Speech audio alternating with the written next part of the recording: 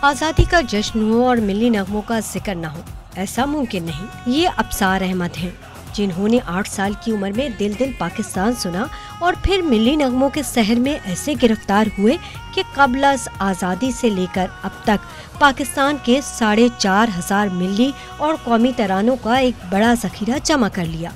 हमारा पड़ोसी मुल्क है भारत, जिसकी एक मरबूत, एक मबसूत, एक म्यूज़िक इंडस्ट्री है।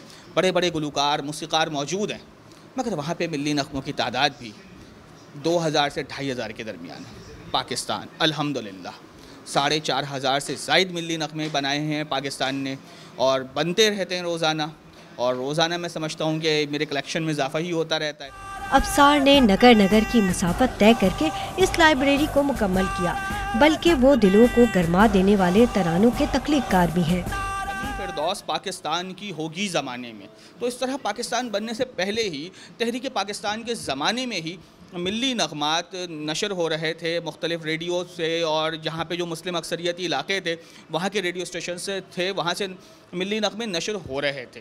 तो वो मिली नग़मे जिनका मिलना महल था, अल्हम्दुलिल्लाह वो नग़मे भी मेरे पास हैं।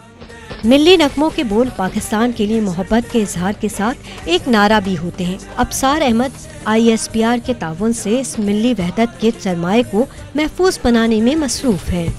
मिली नग़मा सिर्फ अशार और धुनों के मजमूए का नाम नहीं, बल्कि ये तो कौम के मिली जज्बात की तर्जुमानी करते हैं। कैमरामैन फ़कीरा BK के साथ नुसरत वसी, डॉन न्यूज़, कराची।